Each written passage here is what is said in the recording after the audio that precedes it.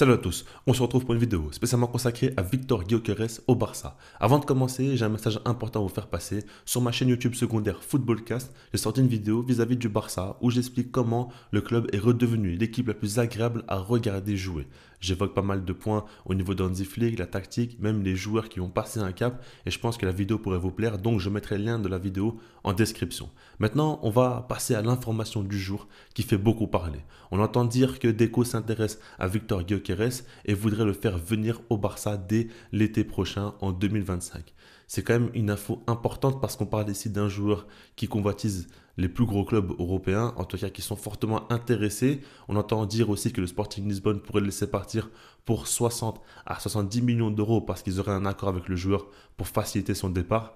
Là-dessus, je ne sais pas forcément si c'est vrai, les informations sont très récentes. Il faudra voir si ça se confirme avec le temps ou non. Mais en tout cas, pour moi, c'est totalement logique que le Barça s'intéresse à Víctor Gyökeres parce que c'est l'un des attaquants du moment, les plus prolifiques, qui fait beaucoup parler et parce qu'il faut préparer l'après Lewandowski, qui a déjà 36 ans tout de même. À la fin de la saison, il lui restera plus qu'un an de contrat. Ce qu'il faut se dire, c'est que son salaire est évolutif. Donc la saison passée, il va coûter encore un peu plus cher au club. Et puis globalement, moi je pense que c'est le bon moment pour lui de partir. Parce que là, actuellement, certes, il va beaucoup mieux, il marque beaucoup plus de buts, mais justement, il faut qu'il en profite pour partir sur une note positive. Et puis le Barça ne doit pas forcément attendre qu'il soit cramé pour réagir. Donc par rapport à ça, selon moi, c'est logique. Encore une fois, que le Barça recrute un numéro 9, après que le club piste Víctor Gyökeres, ok, qui le recrute, là encore il y a débat, il y a d'autres joueurs aussi qu'on pourrait cibler, on en reviendra plus tard. Maintenant, on va commencer justement par l'attaquant suédois, qui a des statistiques affolantes. Regardez par exemple la saison passée, il a joué 44 matchs, il a marqué 37 buts et délivré 12 assists. C'est phénoménal. Et en ce début de saison, c'est la même chose pratiquement parce qu'il a joué 15 matchs, marqué 20 buts et délivré 4 assists. Que ce soit en Europa League, en Ligue des Champions ou en championnat, c'est dingue ce qu'il fait. Après, beaucoup de gens disent que le championnat portugais n'est pas aussi fort, on va dire, que les autres, donc c'est plus facile de marquer des buts, etc. Personnellement, pour moi, quand tu mets autant de buts, c'est que forcément, il se passe quelque chose. Forcément, tu as une qualité à la finition qui n'est pas, on va dire, similaire à la moyenne. Donc par rapport à ça, il arrive à se détacher. Et puis si maintenant on parle de son profil, c'est pas simplement le nombre de buts marqués, c'est aussi un profil très atypique. On voit que déjà, il se démarque de par sa puissance. C'est un joueur quand même très physique, très dur à bouger à l'épaule, hyper rapide aussi. Et dans les duels, il arrive souvent à éclater les défenseurs. Il y a vraiment un gros gap entre lui et les défenseurs. Il faut beaucoup penser à Erling Haaland. Mais pour moi, c'est pas vraiment le même type de joueur. Haaland, c'est un joueur pour moi qui a un physique qui n'est pas totalement adapté au football. On voit qu'il est un peu trop grand peut-être pour un attaquant, 1m94, peut-être un peu trop lourd aussi, et des fois il a du mal à changer de direction. Alors que Víctor Gyökeres, lui, déjà sur les premiers mètres, il est bien plus rapide. Après, bon, sur une plus longue distance, je pense pas qu'il soit aussi rapide, mais sur les premiers mètres, il explose bien mieux. Et puis, surtout, il a quand même de meilleurs appuis. Donc, il peut changer de direction, et ça fait que souvent, quand on regarde ses buts, il va accélérer, faire un crochet et puis frapper. Alors que Haaland, c'est plus du tout droit. Il va accélérer, dépasser le défenseur et puis casser la cage. Et Gyökeres est beaucoup plus fin techniquement parce que justement, c'est un joueur qui balle au pied et plutôt à l'aise. Alors attention, c'est pas non plus un joueur phénoménal en termes de dribble, mais c'est un joueur quand même qui est assez fin pour pouvoir éliminer le défenseur avant de frapper. Lui, tout ce qu'il veut, c'est avoir un jeu hyper efficace où il va marquer le plus de buts possible en faisant des gestes assez simples. Et déjà, il se démarque de par ses appels, de par ses prises de balles et par rapport au fait qu'il arrive à se démarquer donc du marquage. Ça, c'est une très bonne chose, mais aussi des fois, il va s'en sortir seul face à un ou deux joueurs, il va réussir à les passer et ça, c'est aussi impressionnant. Maintenant, évidemment, sa plus grande qualité, c'est la finition. Quand on regarde les buts qu'il a marqués, c'est fou. Il peut marquer de la tête, du pied droit, du pied gauche, dans la surface, en dehors de la surface. Il a une énorme confiance en lui. Et je ne sais pas comment c'est possible qu'un joueur comme ça, qui soit pas connu depuis si longtemps que ça, arrive à avoir une telle personnalité devant la cage. Vraiment, il fait peur aux défenses, il fait très peur aux gardiens. Et aujourd'hui, tout lui réussit. Si maintenant on devrait nuancer tout cela, j'aimerais dire déjà une chose quand même qui est parlante, c'est que Víctor Gyökeres a explosé il n'y a pas si longtemps, mais il a tout de même 26 ans. C'est un joueur qui a explosé sur le tard parce qu'il a joué pendant une longue période de sa carrière en deuxième division, notamment en Angleterre à Coventry, mais pas que, il a très peu joué en première division. C'est simple, il a fait seulement 2 saisons en pro, en première division, donc avec le Sporting Lisbonne la saison passée et lors de cette année.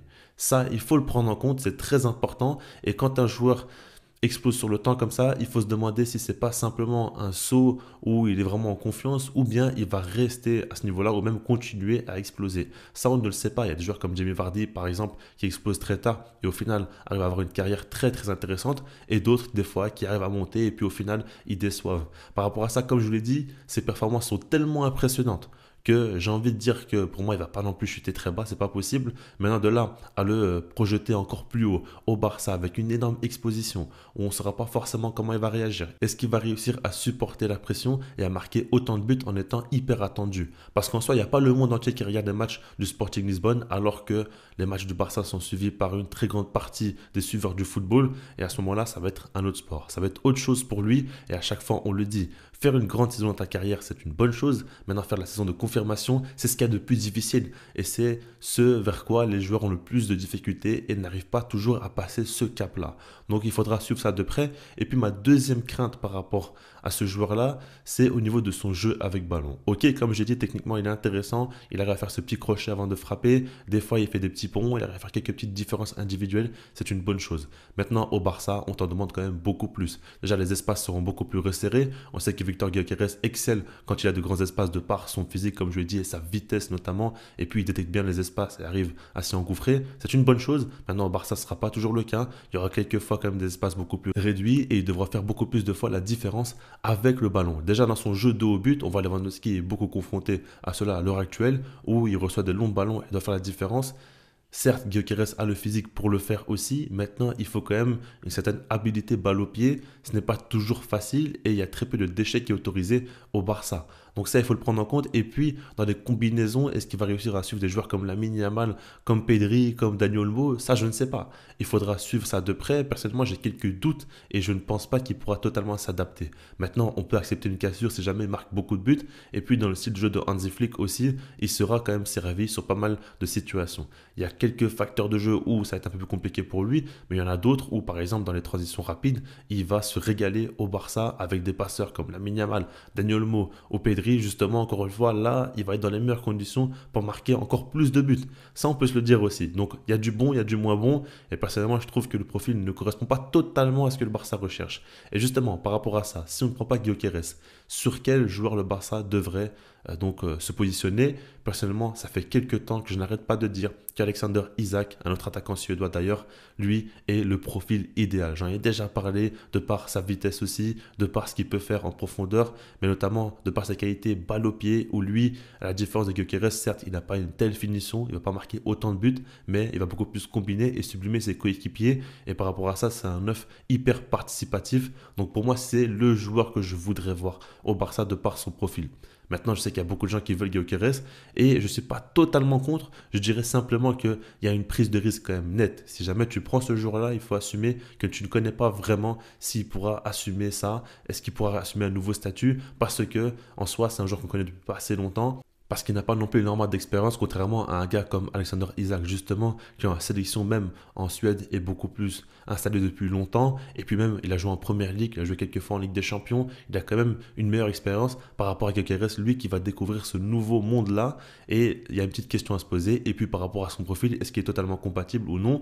Après, vous me direz par exemple qu'Erling Haaland n'est pas compatible du tout à Manchester City dans un premier temps. Et par la suite, il a su marquer énormément de buts, faire gagner Ligue des Champions et un triplé historique où il a été un acteur majeur. Donc en soi, ça peut aller ensemble. C'est un très bon exemple aussi et on peut s'inspirer de cela. Maintenant, personnellement, c'est pas ce profil-là forcément qui me dérange le plus. C'est surtout par rapport au fait qu'il a explosé très tard dans sa carrière et je ne sais pas s'il va continuer comme ça ou non. Je pense qu'il peut faire de très belles choses, mais je ne pense pas que le Barça soit le club parfait pour lui. Déjà, on verra, hein, est-ce qu'il voudra venir au club ou non, parce que comme je l'ai dit, il y a beaucoup de clubs qui sont intéressés par lui. C'est une question importante à se poser. L'intérêt du joueur va être primordial dans ce dossier-là. Mais en tout cas, personnellement, je ne suis pas à 100% pour. J'ai quand même quelques réserves. J'attends de voir. Je ne suis pas totalement contre non plus. N'hésitez pas à liker la vidéo si vous avez aimé le contenu, à mettre un commentaire, à vous abonner. Et puis sinon, moi, je vous dis peace.